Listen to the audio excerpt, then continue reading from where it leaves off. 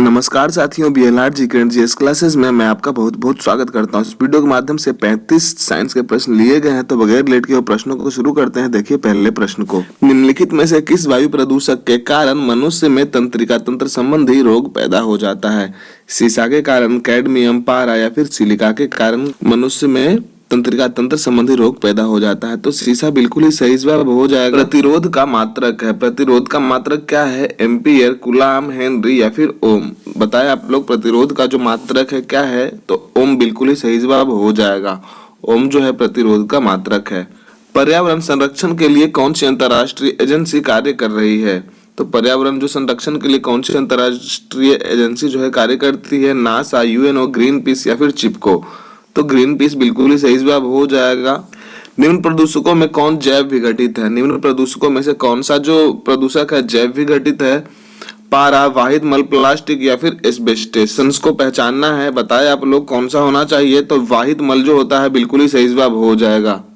भूमिगत जल के प्रवाह के साथ नीचे की ओर बहने वाले प्रदूषकों को क्या कहा जाता है? भूमिगत जल के प्रवाह के साथ नीचे की ओर बहने वाले प्रदूषकों को क्या कहा जाता है? निक्षालक, प्रदूषक, मिट्टी के कण या फिर स्राव? बताए आप लोग, तो निक्षालक बिल्कुल ही सही जवाब हो जाएगा। निम्नलिखित में से कौन सा जैव निम्नीकरणीय है? निम्नलिखित में से कौन सा जो है जैव निम्नीकरणीय है? प्लास्टिक, पॉलीथीन, पारा या फिर रबर? कौन सा जो है जैव निम्नीकरणीय है? तो रबर बिल्कुल ही सही जवाब हो जाएगा। ये जो रबर है इनमें से ये जैव निम्नीकरणीय है। एक चालक का प्रतिरोध 440 ओम है, इसे 110 वोल्ट के स्रोत से जोड़ा जाता है, तो इससे कितनी धारा प्रवाहित होती है? देखिए आप इसका सॉल्यूशन को देख लेते हैं। I बराबर हमको पता है, I बराबर V बाई R होता है, तो V के जगह पे पता है कितना है? V के जगह पे 110 है और R के जगह पे जो है 440 है, तो 0 से 0 कैंसिल और 11 को 44 से डिवाइड करते हैं तो 0.25 A बिल्कुल ही सही जवाब हो जाएगा। कौन सा होता है 0.25 A? तो B बिल्कुल ही सही जवाब हो जाएगा। 7 का B बिल्कुल ही सही जवाब हो जाएगा। मेट्रोपॉलिटन नगरों में प्रदूषण का जो होता है मुख्य स्रोत कौन सा होता है? मेट्रोपॉलिटन नगरों में प्रदूषण का मुख्य स्रोत जो होता है कौन सा होता है? रेडियोधर्मी पादप, स्वचालित वाहन, उद्योग या फिर कीटनाशक? चारों में से बताए ऑप्शंस को। तो स्वचालित जो वाहन होते हैं मेट्रोपॉलिटन नगरों में प्रदूषण का मुख्य स्रोत होते हैं। ऑप्शन बी बिल्कुल ही सही जवाब हो जाएगा। मानव त्वचा का अध्ययन करने वाली विज्ञान की शाखा कहलाती है? मानव त्वचा का अध्ययन करने वाली जो विज्ञान की शाखा होती है क्या कहलाती है? फिजियोलॉजी, एनाटॉमी, बायोकेमिस्ट्री या फिर डर्मेटोलॉजी? बताए आप लोग कौन सा होना चाहिए? तो डर्मेटोलॉजी बिल्कुल ही सही। किसी परिपथ में एक बिंदु पर मिलने वाली धाराओं का बीजीय योग होता है? किसी भी परिपथ में एक बिंदु पर मिलने वाली धाराओं का बीजीय योग क्या होता है? अनंत होता है, शून्य होता है, शून्य युवा अनंत के बीच में होता है या फिर इनमें से कोई नहीं? बताए जल्दी से। तो शून्य बिल्कुल ही सही जवाब हो जाएगा। 11वें नंबर प्रश्न को देखते हैं दोस्त। अस्थियों का अध्ययन विज्ञान की किस शाखा के अंतर्गत आता है? तो अस्थियों का जो अध्ययन किया जाता है विज्ञान की किस शाखा के अंतर्गत आता है? ओरोलॉजी, ऑस्टियोलॉजी, सेरेमोलॉजी या फिर जियोलॉजी? कौन सा होना चाहिए? तो ऑस्टियोलॉजी बिल्कुल ही सही जवाब हो जाएगा। ऑस्टियोलॉजी जो होता है अस्थियों के अध्ययन से संबंधित है।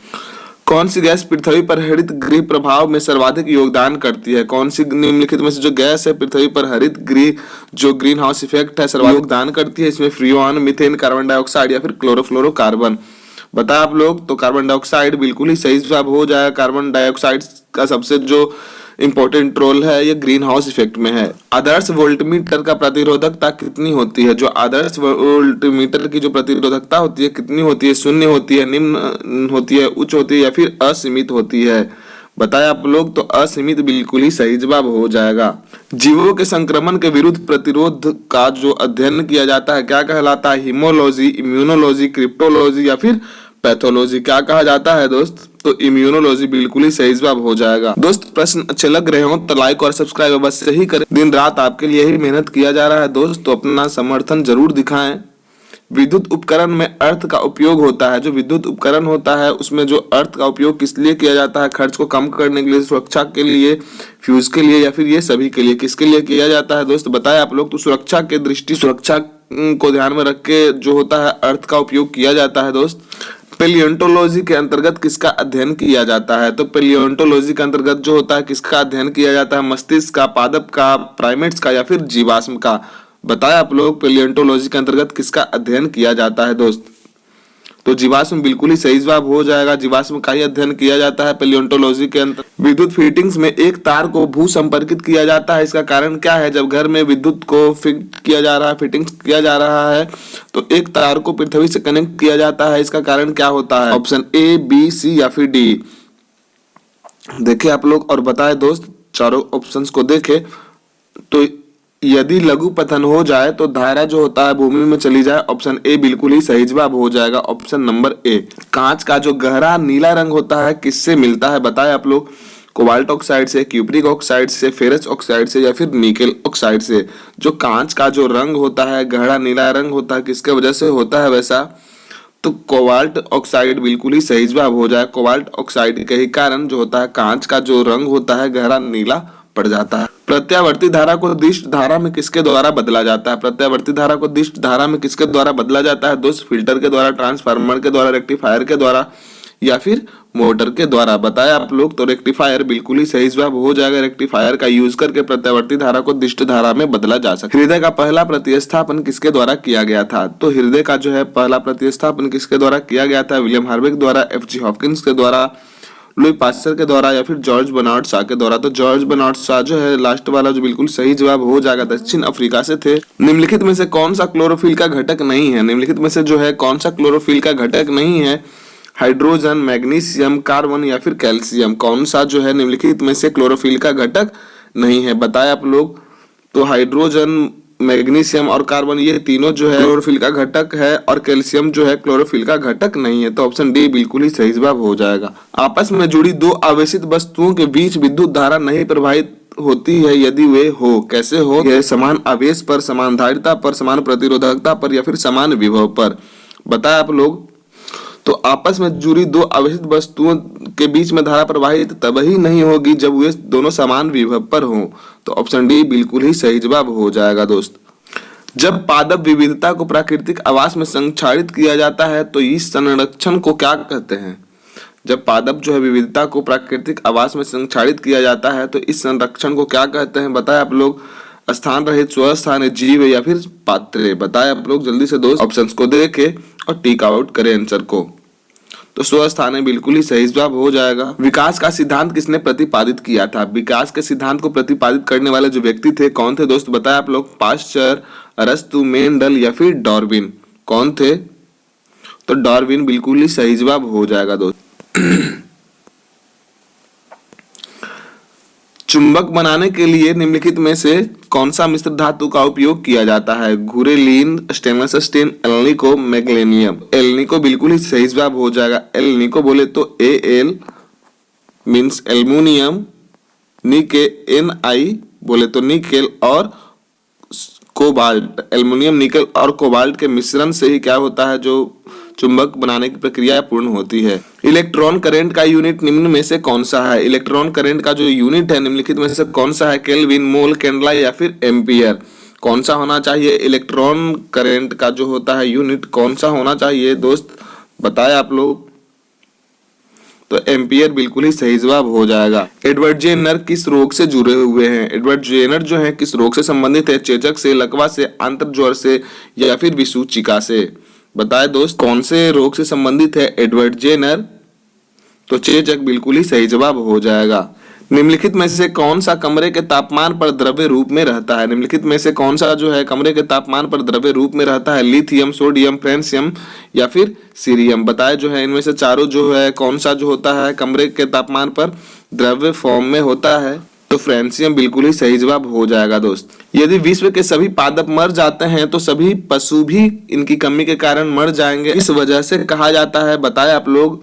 आश्रय स्थान के वजह से, शीतल वायु, भोजन या फिर ऑक्सीजन क्या नहीं मिल पाएगा जिसके कारण जो होता है पादप, विश्व के सारे पादप मर जाने से पशु भी मर जाएंगे। किस वजह से मर जाएंगे बताएं आप लोग। तो ऑक्सीजन बिल्कुल ही सही जवाब हो जाएगा। पादप से ही ऑक्सीजन रिलीज होता है तो हम लोग ब्रीदिंग कर पाते हैं, जितने भी सारे एनिमल्स हैं। तो ऑक्सीजन बिल्कुल ही सही जवाब हो जाएगा दोस्त। एक विद्युत बल्ब में टंगस्टन तार के साथ साथ ऑर्गन गैस क्यों प्रयुक्त की जाती है? विद्युत बल्ब में जो टंगस्टन जो वायर होता है, तार जो होता है, उसके साथ में ऑर्गन गैस क्यों भरी हुई होती है? बताएं आप लोग। बल्ब की आयु बढ़ाने के लिए, विद्युत की खपत को कम करने के लिए, उत्सर्जित उत्सर्जित प्रकाश को रंगीन बनाने के लिए या फिर बल्ब की कीमत कम रखने के लिए। बताया आप लोग। तो जो आर्गन जो होता है नॉन रिएक्टिव गैसेज होता है, इसके वजह से वो जो होता है उसको प्रोटेक्ट करके फिलामेंट को रखता है। तो ये ऑप्शन ए बिल्कुल ही सही जवाब हो जाना चाहिए। बल्ब की आयु को बढ़ाने के लिए यूज किया जाता है आर्गन को। विश्व का सबसे अधिक तेजी से बढ़ने वाला जल पादप जो होता है कौन सा होता है दोस्त? ए, बी, सी या फिर डी? बताया आप लोग। ऑप्शंस को देखे, ए होना चाहिए, बी, सी या फिर डी होना चाहिए दोस्त। तो ऑप्शन नंबर सी बिल्कुल ही सही जवाब हो जाएगा। जल हाइसिंथ जो है बिल्कुल ही सही जवाब हो जाएगा। जल हाइसिंथ विश्व का सबसे अधिक तेजी से बढ़ने वाला जल पादप है, जल हाइसिंथ। निम्नलिखित में से कौन सर्वोत्तम विद्युत चालक है? निम्नलिखित में से जो होता है कौन सा सर्वोत्तम विद्युत चालक है? तांबा, लोहा, एल्युमिनियम या फिर चांदी? सब जो होता है विद्युत का जो सबसे अच्छा चालक कौन सा है? तो चांदी बिल्कुल ही सही जवाब हो जाएगा। प्राकृतिक वर्णवाद से संबंधित था, कौन था प्राकृतिक वर्णवाद से संबंधित? Charles Darwin, Robert Hooke, debris या फिर लैमार्क? कौन थे प्राकृतिक वर्णवाद से संबंधित दोस्त? बताया आप लोग। तो चार्ल्स डार्विन बिल्कुल ही सही जवाब हो जाएगा दोस्त। एक टूटी हुई अस्थि को सही स्थान पर जमा कर रखने के लिए एक सफेद पदार्थ का पानी में मिलाकर बनाया गया पेस्ट जो होता है प्रयुक्त किया जाता है। इस सफेद पदार्थ को क्या कहते हैं दोस्त? बताया आप लोग। प्लास्टर ऑफ पेरिस, विरंजक चूर्ण, चूने का चूरा या फिर इनमें से कोई नहीं। सफेद जो पदार्थ होता है जिससे टूटी हुई हड्डी को जोड़ने का काम किया जाता है, क्या कहते हैं उसको? तो प्लास्टर ऑफ पेरिस बिल्कुल ही सही जवाब हो जाएगा दोस्त। उसको हम प्लास्टर ऑफ पेरिस कह सकते हैं। धातु में विद्युत की सुचालक होती है, क्योंकि इसमें क्या होता है जो विद्युत की सुचालक हो जाती है, इनमें मुक्त इलेक्ट्रॉन होते हैं, उनके परमाणु हल्के होते हैं, उनका गलनांक ऊंचा होता है या फिर उपयुक्त सभी। तो उनमें जो होता है मुक्त इलेक्ट्रॉन पाए जाते हैं, इसलिए जो धातुएं होती है विद्युत का सुचालक होता है। तो दोस्त आज के लिए सिर्फ इतना ही क्वेश्चन था। फिर मिलेंगे अगले वीडियो में। धन्यवाद। जय हिंद।